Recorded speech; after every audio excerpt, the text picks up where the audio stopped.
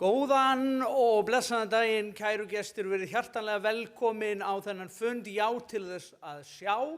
Virkilega ánægjulegt að sjá hversu margir gáfu sér tíma hér í dag til þess að vera með okkur. Ég heiti Vilhjálmur B. Bragason, ég er leikari og skemmtikrafturinn, ég fæ að vera fundarstjóri hér í dag.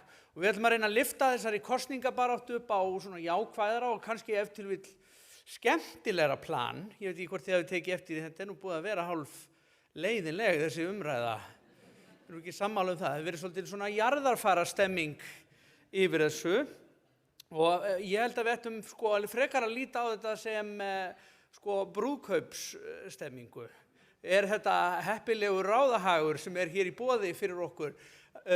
Af því að brúðkaup er ekkert annað en að komast að því hvort að við pössum saman og hvort að hagsmunir okkar rými hvort við annað.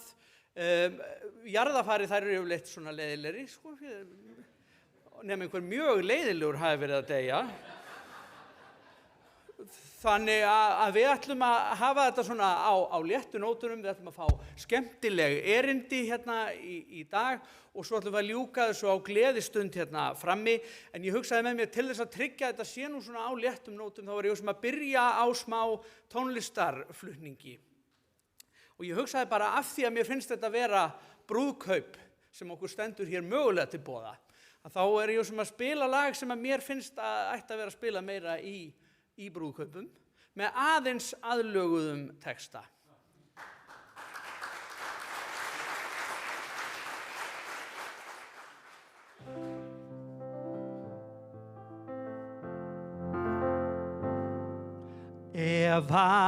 Efasemdir og ýmis vafamál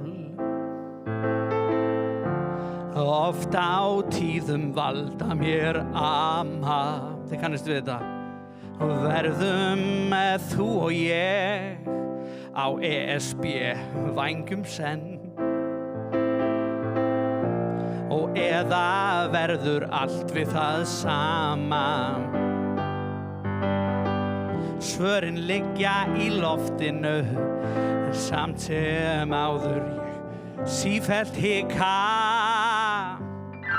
Nei eða já, af eða á, erfitt er oft að finna svarið, þó á ég von á því að finna það hjá mér, ekki hjá ORG. Og svo náttúrulega Ef ekki að syngja þetta saman einu sinni, má ég heyri ykkur? Nei eða já, af eða á, erfitt er oft að finna svarið, þó á ég von á því að finna það hjá mér. Erum við ekki sammála það? Við ætlum að finna svarið hjá okkur sjálfum.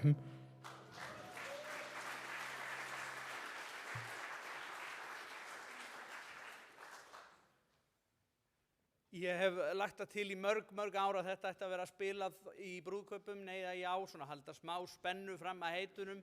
Og við ætlum að sjálfsögðu að viðhalda spennunni alveg fram til 29. ágúst. Hér verða engar predikanir, við ætlum að heyra alls konar sjónarhorn og fyrsta á svið ætla ég að bjóða Berglindi Guðmundsdóttur sem situr í stjórn Sjá.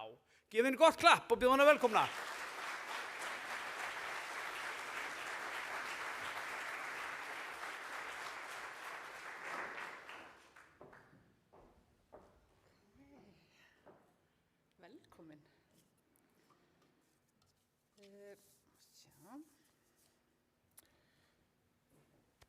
Velkomin kæru vinir, bæði þið sem eru hér í hofi sem og þið sem heima sitjið.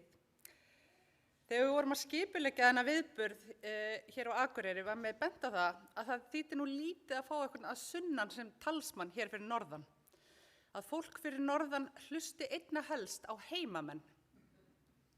Tengiði, er það rétt? Hvort það sé sannleikskorn í því eða ekki, ætla ég ekki að dæma um. En ég tek enga sénsa, ég ætla því að vera stuttorð, þetta er enda 3 blaðsur en allt í góðu, svo heimafólkið fái sannarlega að njóta sín í dag.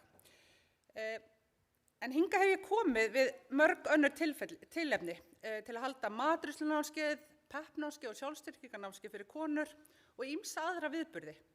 En aldrei hefði mér dottið í hug að ég myndi einn daginn standa hér í hofi og tala framtíðarsamband Íslands við Evrópusambandið.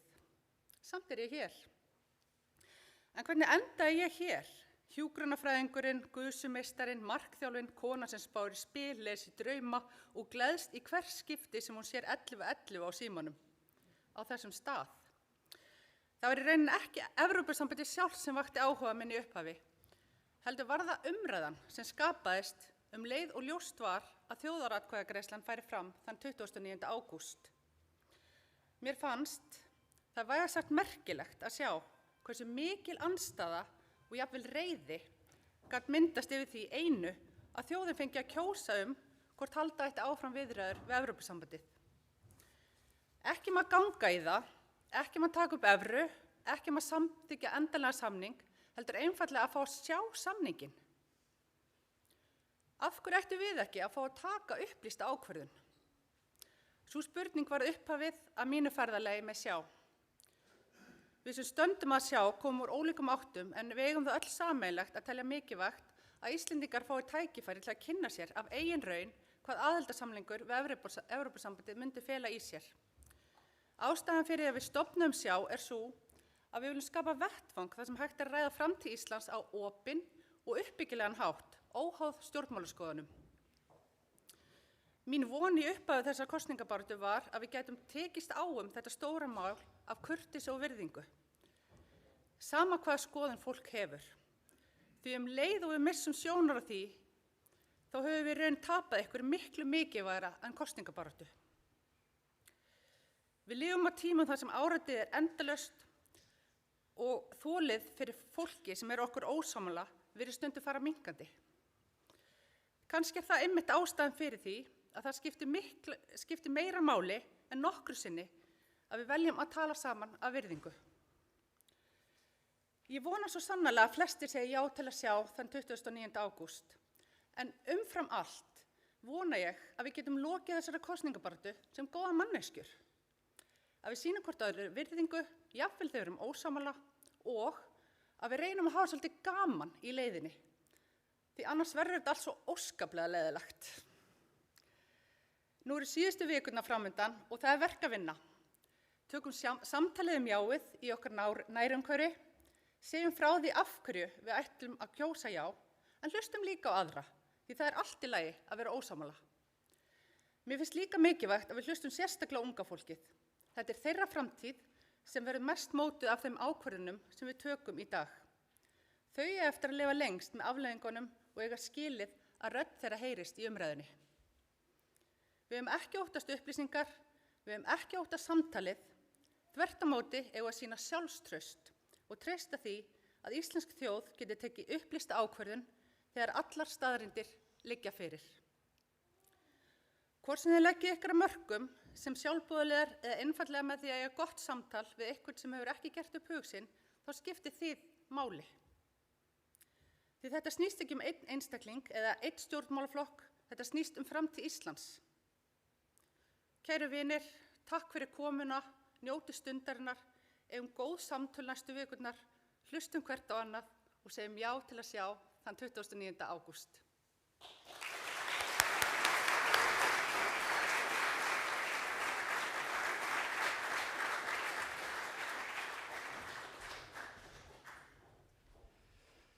Já, góði gestir, eins og í öllum almennilegum brúðkaupum þá rekur hér hver ræðan aðra. Það kannski óvenjulegra ef það væri brúðkaup að formaður SÁÁ væri næsti ræðumaður, en ég ætla að bjóða hana Önnu Hildi velkomna á svið.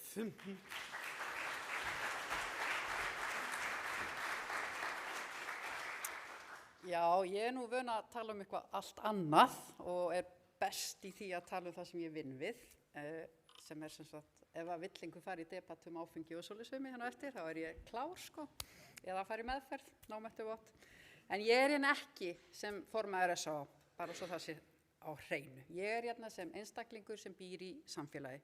Ég hérna sem kona, móðir, amma og ég bara fullt af hlutverkum. Þannig að ég tók strax ákvörðun það að ég ætlaði að segja já. Þegar var ákveðið að leggja þetta máli í þjóðaratkvæðagreiðslu. Ekki vegna þess að ég hef ákveðið fyrirfram að Ísland eigi að ganga í Evrópusambandið, heldur vegna þess að ég tel að við eigum rétt á að sjá allar upplýsingar áður en við tökum jafn stóra ákvörðun. Ég er fædd á Akureyri, ég er Akureyringur, ég er fædd og ég hef valið að búa á Íslandi og ég hef meiri segja valið að búa hérna á Akureyri. Mér finnst hér á Akureyri vera alveg ótrúleg lífsgæði og Ísland er mitt heimili. En það hefur ekki alltaf verið þannig. Þegar ég var yngri, gat ég varla beðið eftir að komast frá Akureyri. Ég vildi ekki einu sinni fara til Reykjavíkur, ég þurfti að komast til útlanda. Þannig að ég var með annan fótinn í Noregi frá því að ég var 17 ára og þar til ég var orðin 26 ára. Kom heim í smá stund, flutti þá til Spánar og bjó þar í 5 ár. Þannig að þessi reynsla kenndi mér að grasið er ekki endilega grænna annar staðar. Það er margt sem er betra erlendis og margt sem er betra á Íslandi. Að lokum valdi ég að flytja heim til Akureyrar og búa hér. Ég gat aðeins tekið þá ákvörðun vegna þess að ég hafði fengið tækifæri til að sjá, upplifa og bera saman. Mér finnst það sama eiga við þegar þjóð stendur fyrir framan stórri ákvörðun. Við búum í samfélagi þar sem við viljum að fólk hafi jöfn tækifæri. Það á líka við okkur sem þjóð. Við eigum að fá tækifæri til að kynna okkur málin og taka síðan upplýsta ákvörðun. Það fylgir því mikil ábyrgð að vera í stjórnmálum. Þar ertu ekki aðeins að taka ákvarðanir fyrir sjálfan þig eða fjölskylduna þína, heldur fyrir samfélagið allt. Þess vegna eigum við að gera kröfu að allar upplýsingar liggi fyrir áður en endanleg ákvörðun er tekin. Og að mínu mati er það einmitt það sem ríkisstjórnin er að leggja til. Við erum ekki að greiða atkvæði aðild að Evrópusambandinu, við erum að greiða atkvæði það hvort við viljum sjá niðurstöðu viðræðna áður en við tökum afstöðuna. Ég á systir sem hefur búið í Frakklandi í rúmlega 30 ár og ég elska að heimsækja hana. Og við eigum okkur svona föstu hefðir, við förum á morgnana, förum á markaðinn og kaupum grænmeti og bara spjöllum með lífið og höfum það gott. Við keyptum okkur húsnæði á svipuðum tíma árið 2006, hún í Frakklandi og ég hér heima á Íslandi. Hún var löngu búin að borga upp lánið sitt á sínu húsi áður en að ég var líka við hálfnum með mitt. Og þetta fær mann auðvitað til þess að velta fyrir sér af hverju geta aðstæður verið svona ólíkar. Við erum samt með mjög svipuð laun og lifðum mjög líku lífi. En á sama tími þá eru fullt af hlutum sem Íslands ég myndi aldrei vilja vera án. Ég þarf til dæmis aldrei að hafa áhyggjur sem að hún hefur að geta staðið í heitri sturtu í marga klukkutíma án þess að vatni verið búið. Þannig að það eru fullt af lífsgæðum hér á Íslandi sem að við höfum, einstakar náttúruauðlindir, öflugt samfélag og lífsgæði sem að ég met mikils. Þess vegna finnst mér ekki skynsamlegt að horfa aðeins á kosti eða galla. Ég vil sjá heildarmyndina. Og ég veit enn ekki hvort ég ætla að segja já eða nei, en ég vil fá enda er ekki verið að kjósa það, enda ég vil fá sjá hvað er verið að tala Þess vegna vil ég að allar upplýsingar séu komnar áður en að ég tek ákvörðun að fara og kjósa. Og þess vegna ætla ég að segja já við það að sjá og bara svo ég viti að ég er búin að kjósa.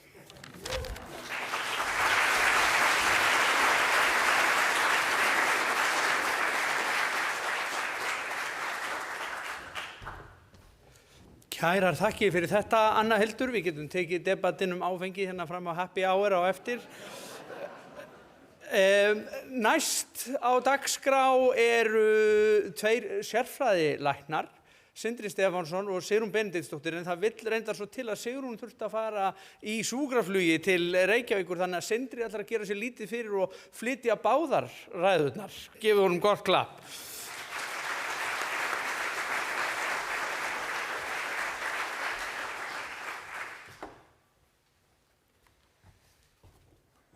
Já, ég ætla bara að byrja með að segja að það er gaman að sjá svona margt forvitið fólk samankomið og líka þá heim í stofu sem að ég sé ekki sannlega hér. Ég er farin að sjá það að ég er greinilega gengið í smá gildur. Ég á greinilega að vera svona yngri kynslóðin eða vera representation af því.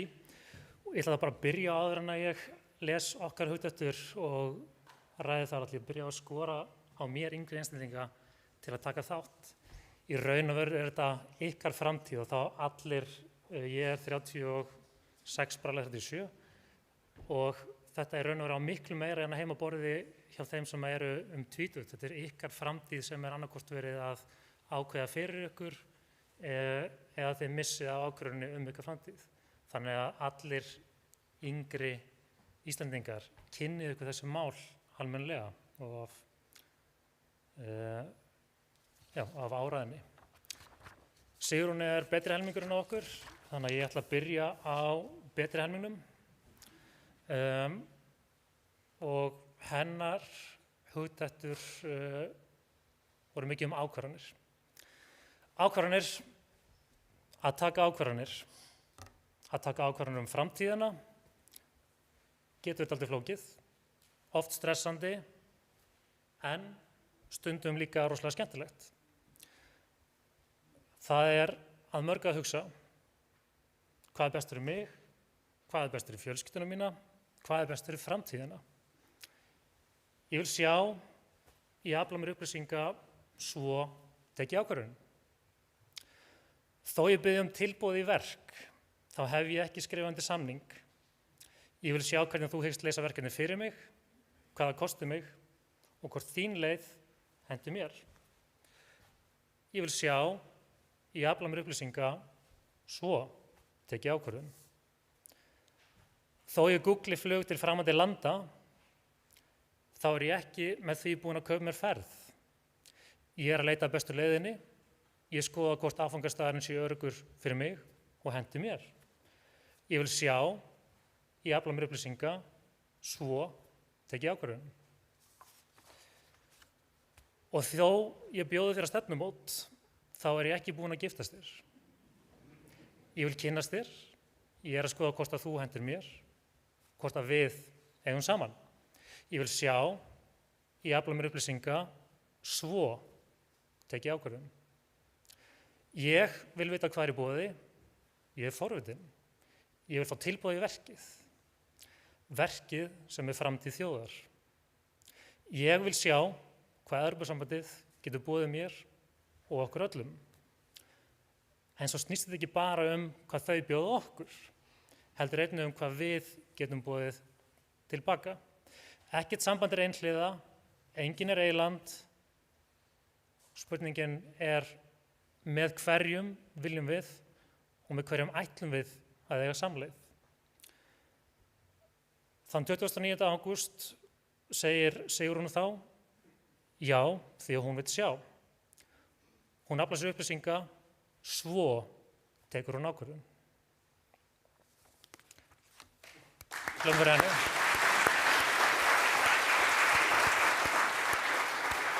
Og ég vona að ég lesi þetta rétt, ég kemst að því eftir. Þá ætla ég að demba mig beint yfir í mínar hugleiðingar sem koma út úr þessu. Og það heitir einfaldlega af siglingu á þjóð. Þjóðarskútan hefur siglt í ýmsan sæinn frá sjósetningu árið 1918 þegar Ísland öðlaðist fullveldi. Íslenska þjóðin hefur í rúma öld stýrt flegi sínu sjálf eftir þeim vindum sem hún hefur talið hagstæðast sinni för. Gegnum ólgusjó, stórsjó og brotsjó hefur skútan haldið þjóðinni á floti. Þó oft hafi staðan verið erfið. Stundum hefur fleginu verið vel stýrt, stundum ekki. Ýmsir atburðir hafa átt sér stað á þessari siglingu Íslendinga. Fyrir tæpum 2 áratugum tóku útúrsvíkingar stjórn á skútunni skammastund fullvissir að þeir bæru hag lands og þjóðar fyrir brjósti. Þeir voru kókrestir, þau vissu sannarlega hvað þjóðinni væri fyrir bestu. Í það sinn lá við að fleiri hreinlega sykki, en á kostnað heimila landsins var skútunni naumlega bjargað. Gegnum árin hafa síðan ýmsir aðilar á þjóðarskútunni komist í góða stöðu innanborðs og grætt vel á samferðamönnum sínum. Hinn vanalega leið til gróða í gegnum fákeppni eða einokun. Til þessara teljast aðilar sem græða á skorti annarra farþega og neyð. Aðilar sem ekki hjálpa til við róður eða viðhald þjóðarskútunnar. Aðilar sem forgangsraða eigin gróða fram yfir því hvað sé þjóðinni fyrir bestu. Aðilar sem telja sínum hagsmunum best borgið með áframhaldandi einangrun íslensku þjóðarskútunnar. Nú ber við sjóndeildarhringinn siglingalest evrópskra þjóðarskipa. Evrópskar þjóðir hafa komist að þeirri niðurstöðu að samstaða sé þeim fyrir bestu. Saman sigla þau gegnum ólgusjó, stórsjó og brotsjó og telja þau hag sínum best borgið með samstöðu og samstarfi. Nú koma upp við skipstjórnarbrú þjóðarskútunnar hver á fætur öðrum þeir íslensku aðilar sem forgangsraða eigin hagsmunum fram yfir hagsmuni þjóðarinnar. Aðilar sem ekki hafa lagt hönd á plóg heldur maka krókinn á kostnað náunga síns.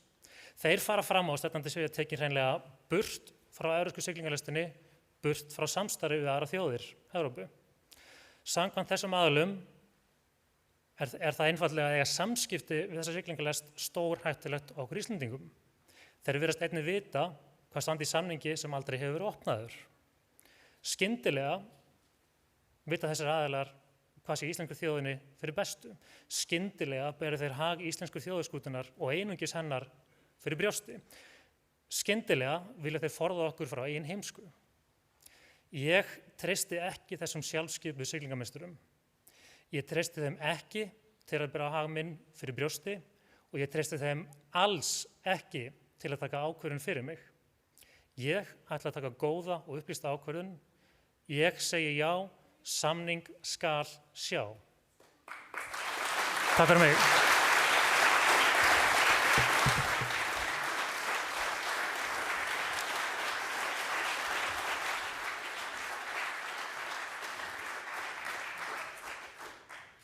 Þakka ykkur kærlega fyrir þetta, Sindri og Sigrún.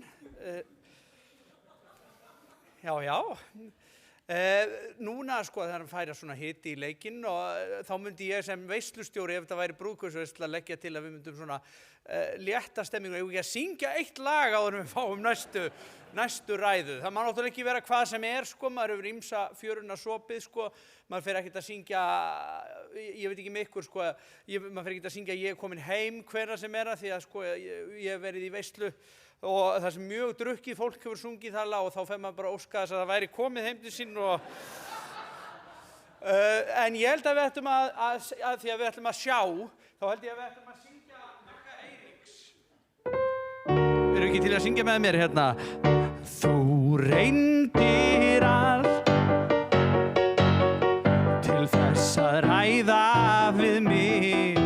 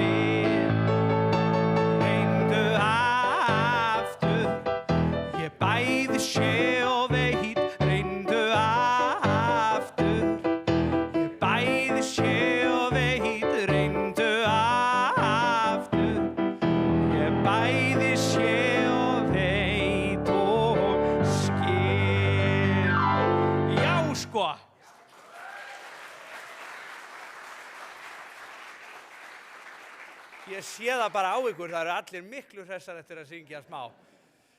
En þá ætla ég að bjóða næsta ræðumann á svið, það hún Þuríður Helga Kristjánsdóttir, formaður Akureyrar Akademíunnar. Vertu hjartalega velkomin.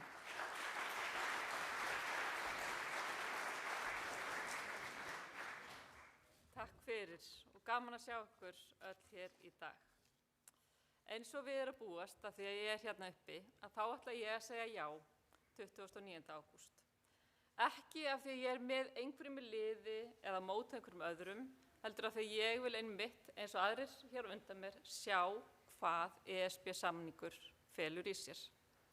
En frá því að ég er unglingur og eins og komið var inn áðan, þá er ég kannski ekki alveg, ég er ekki ennþá 36 ára, en í mörg ár hefur verið deilt það hvað hugsanlega, mögulega, kannski kemur til með að standa í samningi við ESB.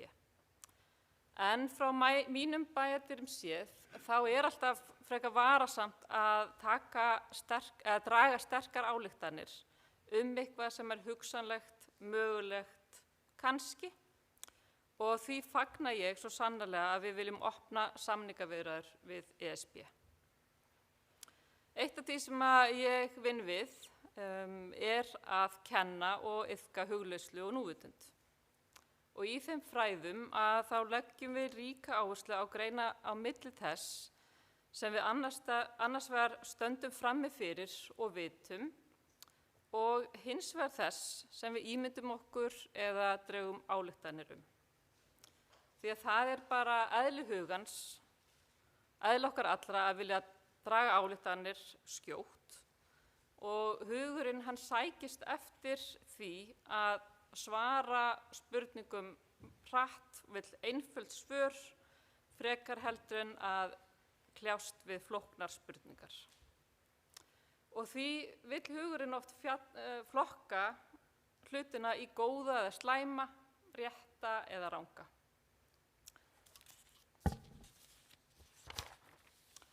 Og við hefum svo sannarlega séð þessa tilhneigingu skýrt í umræðinu síðustu daga. En umræðan er auðvitað flókin og það er mjög ólíklegt að við getum flokkað yfirgripsmikinn samning og yrði við ESB einfaldlega í góðan eða slæman. En fyrst þurfum við auðvitað að hafa forsendurnar fyrir framan okkur svo við getum að minnstu kosti metið. Og annað sem ég sem hugleiðslukennari reyna að kenna og auðvitað legg mig fram við að iðka er virk hlustun. Sem í grófum dráttum það að leggja sig fram við að hlusta af einlægni og áhuga án þess að dæma viðkomandi eða vera á sama tíma og viðkomandi að tala að hugsa eigið svar. Og virk hlustun, hún felur einnig í sér að taka eftir eigin viðbrögðum. Þegar viðmælandinn er að tjá sig og segja frá því sem hann hefur verið að segja. En þetta getur verið sérstaklega erfitt þegar viðmælandinn er á öndverð meiði við okkur sjálf. Og hjá mér þá tek ég eftir því að þegar ég er að tala við einhvern eða hlusta á einhvern sem er algjörlega öndverð meiði við mig og ég er kannski bara hjartanlega ósammála honum, að þá er ég bara, já, ég spennist upp og lokast og ég finn jafnvel bara munnvikin harpast og ég er alveg farin að æfa mitt svar í hugunum þannig að ég hafi raunverulega rök til þess að tala sannfæra viðkomandi. En þetta er auðvitað ekki virk hlustun. En þegar mér tekst að hlusta af einlægni og áhuga, að þá getur samtalið breyst bara á augabragði og maður kemst upp úr skotgrófunum og samtalið verður innihaldsríkara fyrir báða aðila. Og það er akkúrat það sem ég vona svo sannarlega við sem þjóð að okkur beri gæfa til þess að eiga í innihaldsríkum samræðum samfélagið okkar. Hvernig samfélagi við viljum byggja og hvað við sem þjóð höfum fram að færa í alþjóðlegu samstarfi fyrir fólkið, fyrir atvinnulífið, fyrir menningarlífið, menntamálin og ekki síst fyrir afkomendur okkar og börnin okkar. Mér langar til að vita til dæmis hvort aðild geti haft í för með sér lægri verðbólgu og verðlag og hvort heimilin í landinu myndi finna fyrir stöðugra vaxtaumhverfi og fleira í þessum dúr. En við fáum ekki svörin við þessum spurningum nema með því að sjá samningin. Og þessi svör þurfa að byggja á staðreyndum, en ekki hugsanlega mögulega kannski verður þetta svona við hinsegin og alls ekki hræðslu áróðri í aðra hvora áttina. Þegar ég treysti mér fullkomlega og öllum öðrum Íslendingum til þess að taka ákvörðun ef að samningurinn okkur ekki hagstæður. Það að leyfa þjóðinni að taka afstöðu lýðræði. En mér finnst annað í rauninni vera forsjárhyggja sem byggist á ótta og þessum vangaveltum hugsanlega mögulega kannski verður þetta svona og jafnvel versta sviðsmynd dregin upp. Það að segja já við viðræðum ekki að segja já við aðild. Það að mínu mati að segja já við lýðræði. Takk fyrir.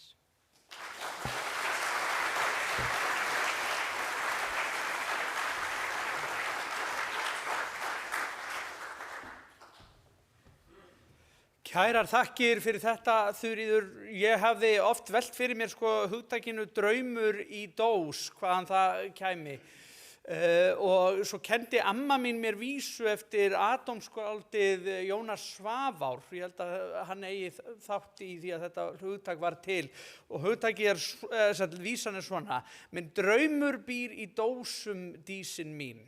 Við hamingjunni hrósum sem höfum notið þín, en aðra dreymir allt sitt líf að eignast dósahníf. Og núna stöndum við frammi fyrir því að við getum komist að því hvað í dósinni. Svo getum við seinna kosið það hvort að við ætlum að nota hnífinn eða ekki. En formlegri mælendaskrá lokið. Í staðinn fyrir að hafa umræður hér upp á sviði þá töldum við heppilegra að hafa þær bara hér frammi í birtunni og með drykk við hönd, áfengan eða óáfengan. Og þannig ég legg bara til að við klöppum fyrir öllum þessum frábæru ræðumönnum sem komu hér fram í dag.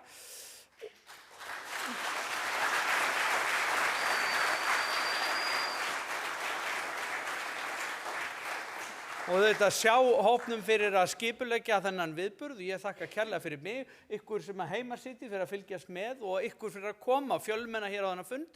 Við skulum fara fram og njóta saman. Takk kærlega fyrir.